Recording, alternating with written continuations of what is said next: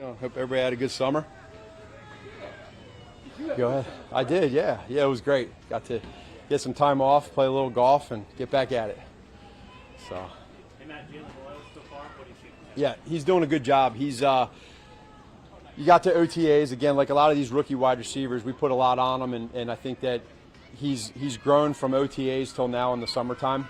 He's been able to really. There's some little things he's doing within his routes, whether it's in zone or winning versus man. So he's doing some good things. We want to keep making him grow, leading through what he sees. I think he's a visualizer, so when he sees it, it takes him one time, then the next time he comes back and does a good job. How much of that does it also apply to Tyquan Thornton? Obviously not a rookie, but he's getting a lot of reps there with the ones. Very similar. I really like where he's at. He came in last year about halfway through the season, and there's a lot to this offense. We do a lot of stuff, and I think verbally, these guys, when they come in here, they want to make sure that they're just lining up the right way. What that does is it slows them down when they play. So now that he's had a little bit more time to marinate in this offense, he comes here now during the summertime, and you can see he's playing a lot faster, and we're getting to see what he can do. It's been exciting for him. How do you feel passing is progressing? Who's that? You just keep passing in general. Yeah. No, that's been a focus for us. I think we all talk about last year and how it went, as far as the lack of explosives. Being able to figure out, okay, where's that start at? What are we doing, making sure we're doing our job as coaches? What are the players doing, putting it all together? And without a doubt, that's been an emphasis, and we want to speak it into existence. It starts with teaching it and making sure the guys understand it, and then when we get out there to practice, we execute it. I know it's still relatively early for you, but what's going to this year? Probably, this is the first time that it's been after a Super Bowl loss for me that I've seen them. So, like, right after the Super Bowl loss, all of us, we take it very personally. But I think there's a level to it as well where you're careful of not making sure it's like some deal where you're focused so much on what happened last year that you let it affect this year. That hasn't happened with any of us. And with Pat, we've gone back to a lot of the foundational stuff, whether it's mechanics, footwork, timing, progression, almost to like when he was a rookie again. And he embraces that. He wants that. So it's important for us to stick to that, but then also continue to never take away what he does so great. And I think you see it out here and what he's doing in camp so far. It's been really good. I know you always talk about footwork as factor. How much of that is footwork connected to his pinpoint accuracy? Yeah, whether it's opening up his shoulders, whether his feet are too close together, the rhythm and timing. Like the other part of this too that we talked about in OTAs is making sure that the wide receivers, make sure you get your depth. If you're a quarterback back there and you're dropping back and you're not ready to throw and they're breaking the route down too short, you feel like you're late, but it's not your fault. Or if then Pat starts to train his body to where his feet don't match the route, then you're off kilter. I feel like we got there too much last year, and that's what we're really trying to lock in on this year is get back to basics. Trust each other, right? Us as coaches trust the players trust the coaches, vice versa. We got great players in this room, and I think we as coaches have taken it personally to make sure that we have this aggressive mindset, and it's been good. You've not seen the glimpse. What excites you most about Josh Simmons? The glimpse of athleticism is rare. It's special. I like his mental right now, where he's at mentally. We all see what goes on out here in practice, but then we take it to walkthroughs inside. He's so laser focused and understanding from Coach Heck on maybe there's a mistake or a mental where his assignment-wise he doesn't go to the right spot, so we repeat it and go through it. He cannot have enough of those. Physically, he's super talented. It's the mental side, and then it's the communication part with the left guard and the rest of the O-line. But I really like where he's at. He's a true pro right now, and this is just the beginning. We're going to work our way across. We'll go Matt, each side. Okay. Yeah, Coach, what with Josh yesterday and really the specifics of being able to break down the first day of practice with pads, is there anything you learned about him, anything that stood out that you just wanted to maybe even get to be reinforced once the pads were on? The biggest thing with the pads probably right now is some protection. We did a few runs yesterday, but protection-wise, just making sure that if he hears a check at the line of scrimmage from Pat, or if he hears a certain protection call from the guys on the line, that it clicks in his brain to be able to make that execution in the play. And so there was a few plays yesterday where mentally he was off, but that's okay to see. Taking that now till today, which we haven't watched the film yet, but when we go back and watch the tape, did you make the same mistake twice or not? And that's where I think he's doing a good job with that. Probably the other thing, Matt, too, is there's a lot of that goes on right now because there's several mistakes, which is normal. making sure you don't get frustrated and discouraged because of that, and he's excelled at that. How's his anchor been, just as far as to strengthen that knee? Good. I really haven't noticed anything there, and that's a positive. I asked Xavier Worthy yesterday about the game slowing down for him and if it had started the concept yet. He said it started at the end of last season. Are you seeing any carryover from that, last game of Super Bowl to right now? 100%. And I think you felt it probably three-quarters through the season last year. When he showed up in OTAs this year, he would come over to me a lot and just kind of talk through now what he's seeing on the second level with defense, not what we're doing. You know what I mean? So, like, if we break the huddle, these guys right now, these young, like Royals right now, he's trying to think, where do I line up? He's not seeing the defense right now. That's okay. That's normal. Xavier was there. Rasheed was there before. Now they're level 101, 202, 303. Xavier's 202 right now, in my opinion. And so he's seeing the coverages. He's seeing leverages. When you put his talent with breaking the huddle, seeing the defense, and now executing, now the next part is the timing with Pat, and that's what we're working on in camp. Where do you go last to Todd and Tim? You asked about several of these wide receivers. Seems like a really good room. Is this as good a group as maybe you've had in a while here at this point of the year? Yeah, for me, and not to take anything away from any receivers that we've been with here or anywhere else, for me, this collective group of wide receivers from top to bottom is very extremely competitive, talented, and they're competing, they're pushing each other. I'll bring up a guy that right now isn't, I don't want to take for granted, is Juju Smith-Schuster. Unbelievable right now with what he's doing as far as a leader in that room. Watching guys out here in walkthroughs, he's taking these young guys and using his experience and giving his knowledge to them, and it's exciting because he's a great player. So from top down, we have a lot of speed. The guys have knowledge, they're smart, they play fast, they're tough. Now it's just the timing with Pat, and we're excited to take this aggressive mentality every day in practice and then take it into the season because we're ready. We're locked in. Last one, Sarah. Yep. Going back to that mentality that you were impressed with by Josh Simmons, could you just kind of put that in perspective? Like, how does that stack up to maybe other rookies' mentality this year or years past that you've seen? How does he compare? Yeah, I think he's really at the top right now from what I've noticed. Now, we won't know this until we get into the preseason games and then we get into the season to truly be able to evaluate where he's at. But right now, I like where he's at.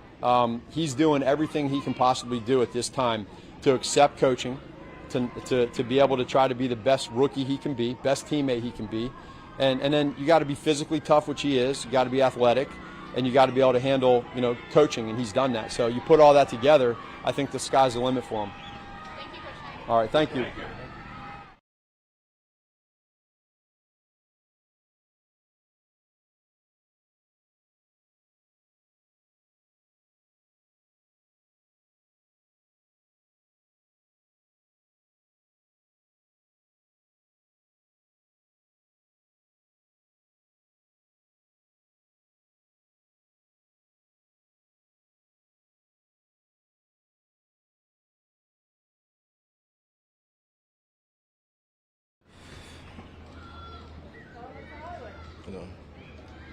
How do you just talk to Coach about the receivers room? He loves it, top to bottom, mix it young and old.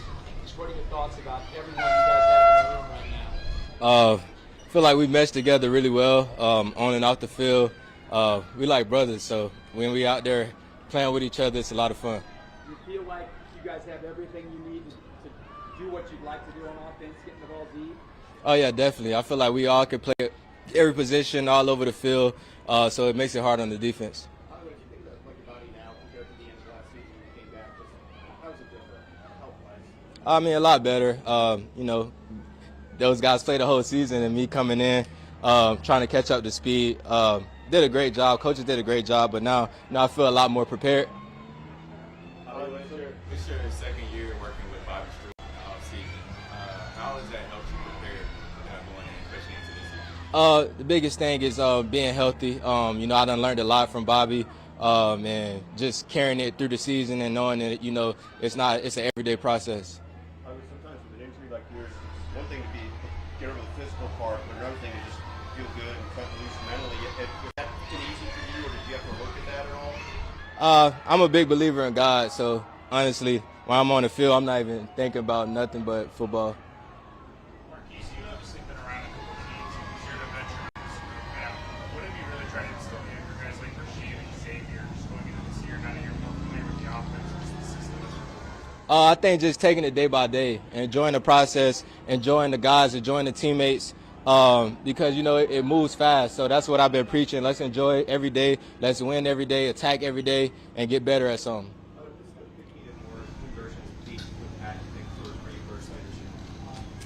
Just doing this, being where we need to be, winning our matchups. What's your impression of Jalen so far in training camp? Jalen is a quick learner. He's taking advantage of his opportunities, making plays. I think he's going to make some plays for us. Patrick said back in OTAs that it wasn't as much as this year, the short game and the run game maybe opening up the deep ball, but the deep ball opening up everything else. How do you see that, you know, as something that you can do? That's, I mean, usually it's the other way around. How do you kind of go from that philosophy that you want your deep game to make it easier for everything else? I mean, I think it's no secret that we're fast and we could fly. So, I mean, it's no secret. If you're not respecting it, we can run past you, and I think that just opens up everything underneath. Is this the fastest receiver group you've been with? Oh, yeah, definitely. I mean, we got run 4-2-1, and me, you know, Thor, so we're pretty fast. Last couple. Thanks, Oliver. Yeah, thank you.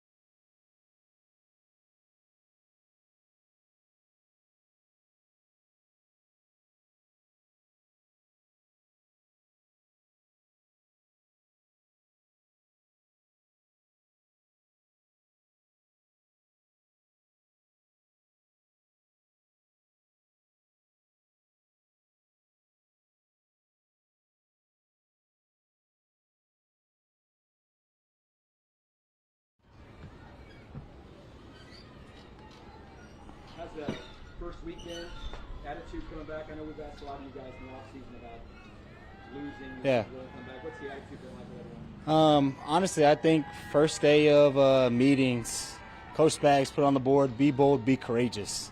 And he pretty much said he wants a room full of guys that are confident, that are fearless, and that want to go out there and compete. And I think that really set the tone, especially when you come look at practice right now. Things are perfect. You know, people make mistakes. So everybody's still trying to learn the defense, but we're flying around, you know, and we're having fun and we're gelling together and we're communicating. I think that's the biggest thing right now is getting back into football is the communication and the trust. And right now it's a lot better than it was last year, and I think we continue to stack upon that. What's the confidence level of having enough talent outside that you're going to be able to go inside the door this year? I trust everybody they bring in here. You know what I mean? this defensive back room, I feel like, is lifelong learners, people who truly want to help each other. There's not a lot of ego, so when it comes to guys competing, certain guys in certain positions, it's all love. And I feel like the new guys we brought in, the rookies we brought in, I feel like have learned this defense so much quicker than I feel like our class even did, because they have so much help and they have so much communication. And whoever's out there, I mean, for me personally, I trust them. You know what I mean? I'm excited for what they can do. What's your early evaluation of Noah? He's getting good. You know, really good ball skills. He's long, and he's one of those guys that just competes. You know, he's a smart guy. He knows the defense really well, and we got to clean up a few things in his technique. You know, a few grabbings here and there, but once we iron those things out, I think he's going to have a really good career. Going back to the Spags message to Yeah. you, it sounded like it resonated with you. And what was your interpretation of what he was trying to get across? Yeah, for me, really, it was be confident because you understand the basics. You know, be the best you can be at the basics, and all the rest will kind of fall in line. And I feel like for me, my rookie year was you come into this, you try to think you got to do all these crazy things, you know, but when you just sit back and realize that it's just football, you know, we're coming out here, it's still 53 yards, you know what I mean? It's still 100-yard field, it's still 1st and 10, 2nd and 7. You kind of sit back and kind of slow your heart rate down and realize that you can't do this. You know, you were prepared for this, and having a DC like Spags, a Hall of Famer, it just makes you that much more confident, that much more excited to go out here and prove to him that we can beat this defense.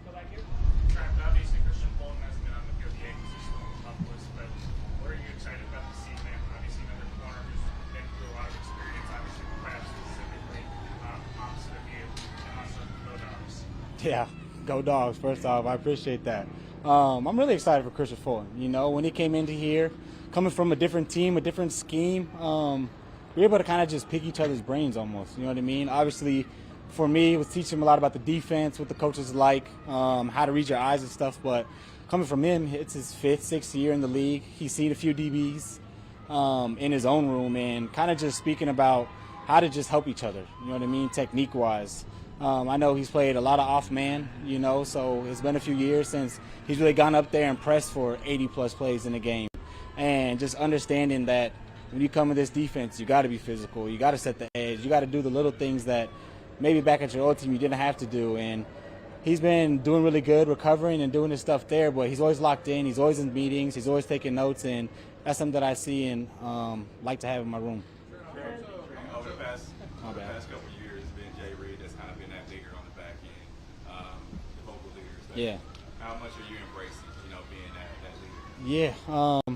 Well, my horoscope said that this morning I needed to be more vocal, actually. So it's funny that you asked this question, and not only on the field but off the field. You know, I think for me personally, I think that's where my leadership kind of takes a hold of things, because I feel like when you're on the field, things are going so fast. You know, not a lot of guys want to hear a lot of things, but when you come to the sideline, when your heart rate slows down, when you can kind of sit back and realize what you did, I feel like I can come in there and be that second eye. You know, that's that person that is out there with you, the person that's seen that before. And the coaches do a really good job at coaching, but sometimes you kind of just want that person who's been out there, that's been through it, to kind of come over and kind of just let you know that you're doing the right things or where you messed up. So for me this year, just being someone that can be personable and approachable. I think that's what my leadership's going to be, and someone that's just going to be consistently doing the right thing, you know, and hopefully people follow that. How much have you had to learn how to do that? You know, honestly, I learned from my dad. You know, I saw him in some uncomfortable situations. I mean, he's a teacher. He does a lot of things in the community back home, and kind of sitting back and just seeing his impacts and how people have just came around him and how he's lifted people up. And coming into this team and this year, I feel like for me personally, I got to be someone that can show people that they can't do it. You know what I mean? I'm not the biggest guy on the team. I'm not the fastest guy on the team, but what I know is the details. What I know is this defense, and what I know is doing my job and making sure that all 11, and on the opposite side, all 11 on the offense, all doing our job collectively. I think it could be a really scary team. Trent, most people would consider you the best cornerback in the league when it comes to being in the nickel. But is there still something you want to prove, that being on the outside you're just as good, maybe even better? And does that play into your mind when you know you're eligible for a contract extension? Yeah, I think every year is a new year, and you kind of want to prove that you still have it. You know what I mean? even in the nickel, I feel like I still have something to prove. Even when I'm outside, I feel like I have something to prove. Anytime you step on this field, I think this whole team really feels like they have something to prove, and I think that just makes it a little bit easier when you go out there and see the guy to your left, the guy to your right, all giving 100% effort. And this year for me, it's really just about how well I can be consistently doing my job, week in and week out. I know things happen, throughout the season, but not letting those small bumps affect me mentally, not letting those small bumps knock me off of what I was originally doing, and continue to just push through and keep thriving. That's what we do here at St. Joe's. You got to push through these hot days. You got to push through these long drive drills, and that's something that I really respect about Coach Reed and how he does this, and I think it really helps us for the season.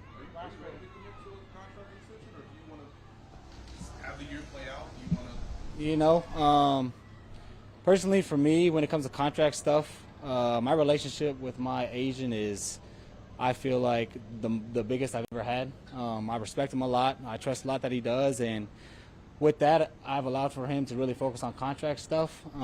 For me, I really just want to focus on ball, especially moving forward. I mean, these 3 weeks of camp, starting season, it's all about the guys here and how I can make them better. And, I love being a Chief, and I know the contract stuff will come, but that's really not on my mind, and I'm just here ready to get football. Awesome. Yeah. Thank you, guys. Appreciate it.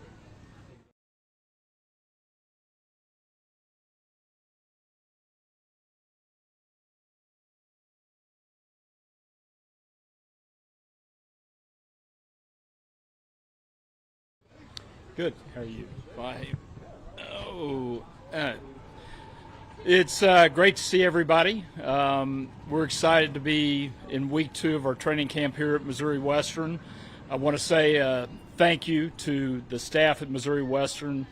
Dr. Kennedy and her entire staff do such a great job of hosting us every year. We love being up here in St. Joe and appreciate the community and the opportunity that we have to come together and lay the foundation for the upcoming season. Certainly with the season not finishing like we wanted it to last year, I sense a urgency on behalf of everybody associated with the team on getting here, getting on the field, and getting prepared for the upcoming season. That'll open it up. This first, since Trent was just here, we were asking about contract stuff. You guys have done a lot of big deals this offseason. Is Trent McDuffie a priority to get an extension done? Is it something you guys would like to do before the season or afterward? Yeah, well, we were excited to get the guys done that we did this offseason, and I think one of the themes you saw was rewarding players that we had drafted. I'm a big believer that you build football teams through the draft, and we're lucky that Brett and his team have done such a great job, and we have so many players who played at a high level and that we would like to keep long term. I don't want to speak specifically about any one player, but it is a priority for us to keep the nucleus of the team together. How close do you feel like that you are as far as making a decision on a future stadium, and what do you are the obstacles that right now are in the way towards making that final decision? Yeah, I know Mark Donovan spoke to you all a week ago and shared that we've made a lot of progress, and that's absolutely true, and that progress is on both sides of the state line. We're grateful to have 2 really good options. I don't want to get into how close we are to making a decision, because I've found over time with stadium situations that until they're done, they're not done. There's a lot of work, a lot of moving parts, and we're working through those. Certainly, I would say we feel an urgency to bringing the process to a conclusion, but that doesn't mean I can will it to happen in any specified period of time. When you say there's 2 great options, is that simply Missouri and Kansas, or is that a new stadium in Kansas versus staying at Arrowhead, Missouri? Well, I think if we were to move to Kansas, it would obviously involve a new stadium, and our priority on the Missouri side has been a renovation of GHA Field at Arrowhead. So those are the 2 primary options. When people look from the outside on that, I mean, obviously the 2 projects would cost a different amount of money. The states have both done different things. There's still an obstacle in the county. On the Missouri side, you maybe have to get a vote for it. Generally speaking, it seems like it was probably more money out of the Hunt family's pocket to move to Kansas, but an easier path without having to get a vote, and a little less money to renovate. Is that Is that about right? And are those the factors that are going to help you make the decision? Like, how big a factor is getting that vote done, and how much money is going to cost you guys? Yeah, the two projects obviously cost different amounts. That's absolutely true.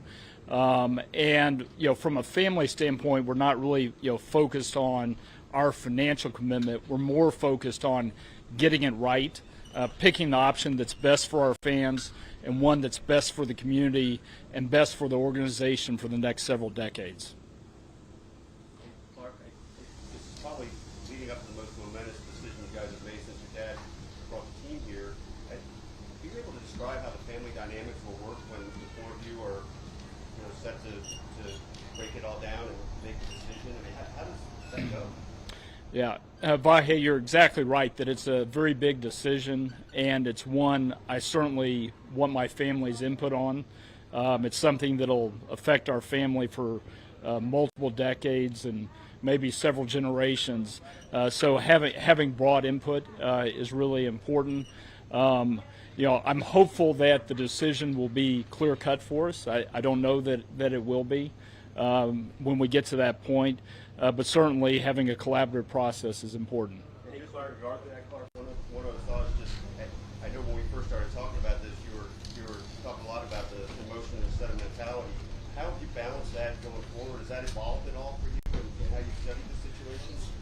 Well, I think anybody who's been coming to Chiefs games for decades understands what a special stadium GHA Field at Arrowhead is, and it's fun being here at training camp and getting to interact with our fans, and I certainly hear from them in terms of their thoughts, and many of them have grown up going to games with their dad, their mother, their family, and so it's a very special place for them. So that'll be part of the calculus for sure.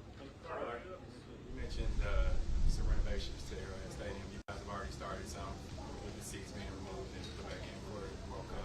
How ready will the stadium be for the new season?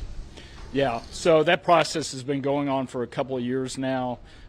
This summer was really the bulk of the work, where we had to take out a number of rows of seats on the north side of the stadium so that we can have the proper width for a World Cup pitch. And we pretty much have that complete, and the stadium will be back in its normal configuration come late August when we host our preseason game here.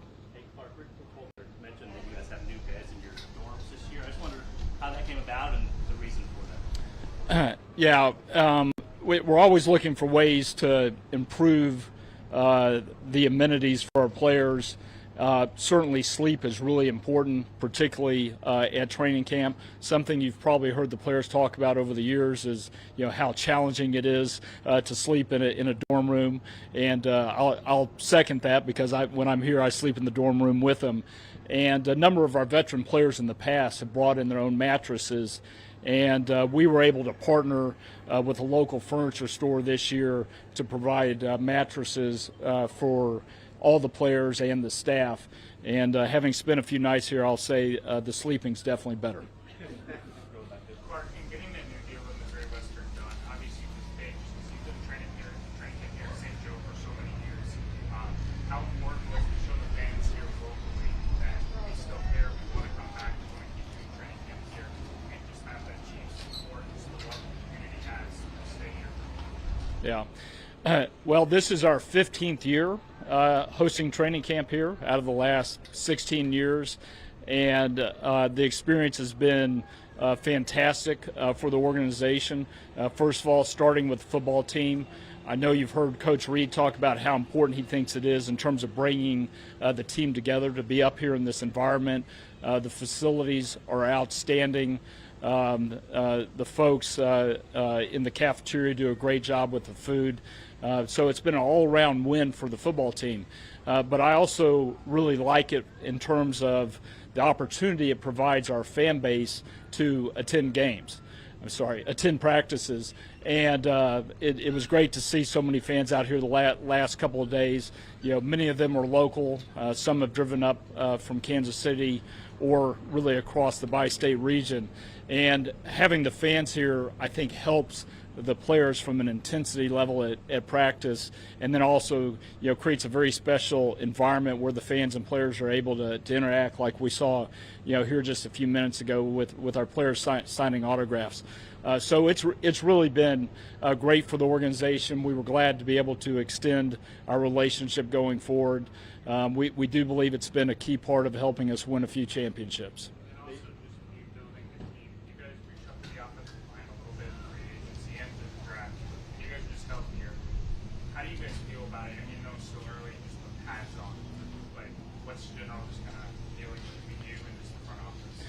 Yeah, so following the draft, Brett Veach and his team felt like they had knocked it out of the park again.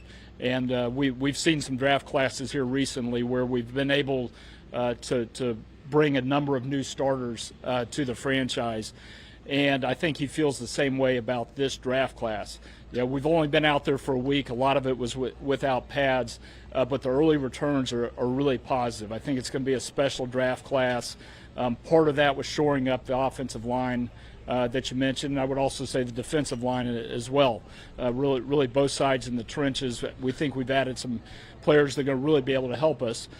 But they're rookies, and they've got a lot to learn, and there's a learning curve that they'll have to go through. All right, last two will go Nathan and Todd.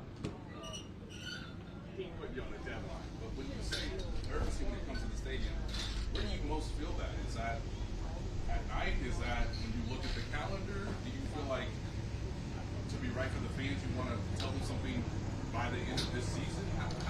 Where does urgency feel the most to you? Yeah, the urgency for us really comes from the time frame of our existing lease, which expires in the spring of 2031. So we're coming up on 5.5 years left on the lease. And stadium projects, generally are 4.5 to 5 years from the time you start designing, getting the entitlements, and then building whatever you're building. They're not short-term projects.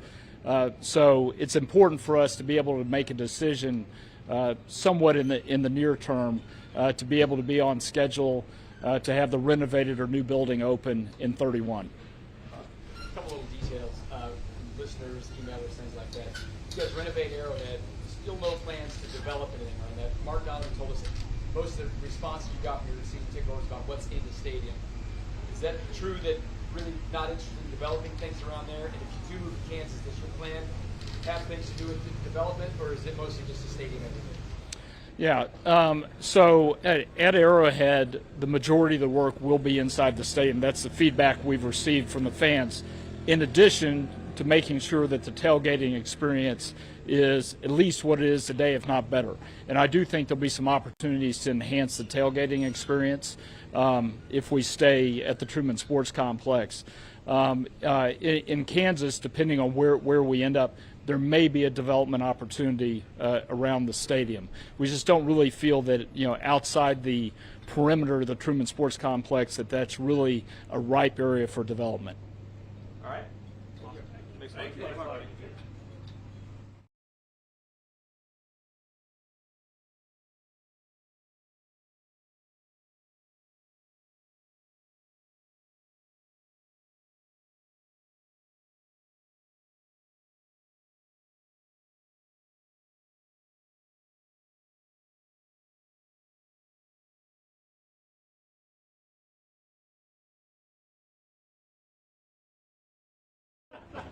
All right. A lot of familiar faces. Great to see you. Great to see you. All right. Fire away. I'm here for you. Mike, we were just talking about the stadium with Clark. You're a Pete kid. You have a dog in the fight. Would you rather see a new stadium in Kansas or stay in Arrowhead? I don't have too much of a dog in that fight, but, I'm very much, it's my preference. I'm a history guy, so like Arrowhead, living where it's at, that'd be my preference. I'm big on history, but, that's the owner's decision. However it works out, it'll work out, as long as we're playing football. How's it been working with Omar on the line? What have you seen so far? It's really good. He's going to progress, and as he's coming in, he checks it every day like a pro. He has great explosiveness, good hands. He's a natural rusher.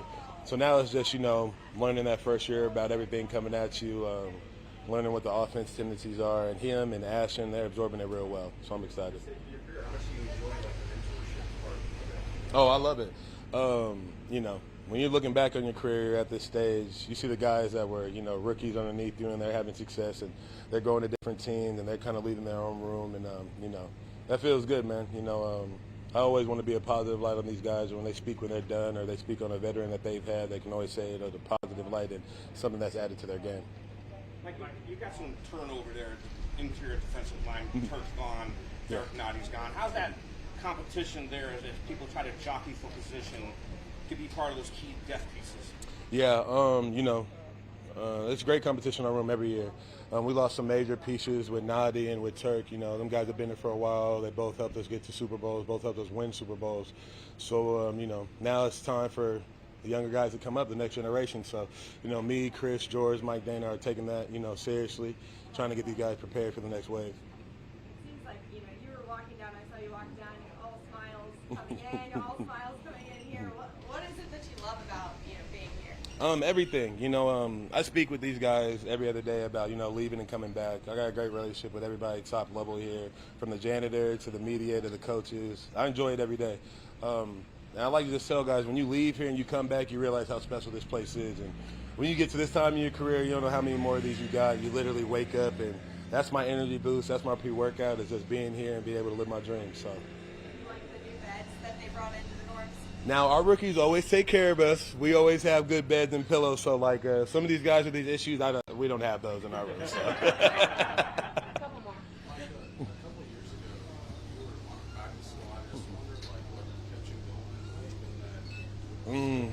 You know, just, you know, it was always a plan, you know what I mean? And I realized that I'd have to sacrifice some things to get back here if I wanted to be back here, and timing would have to work out. So, you know, they come down to if you really love the game. It wasn't really a hard decision for me. I never played at this point for money. So just being here and be able to contribute and being able to be that close to be part of history, I mean, that was enough for me. Thankfully, it worked out how I needed to. I was able to, you know, prove my worth so that I still got some valuable years left. And, I mean, it was just a bet on myself that paid off, really. Mike, obviously you kind of touched on it about Norman Lutz and the other younger guys you brought in. You've been a part of key Super Bowl teams, not just even here, but winning organizations like Green Bay, earlier in your career, even New England.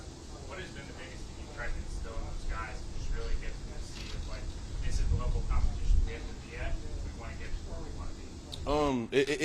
It's really easy when you have guys like Chris, George, Mike Dana, Nick Bolton, Trent McDuffie. Like, these are guys that are all at the top of their game right now, and they work just as hard as an undrafted free agent.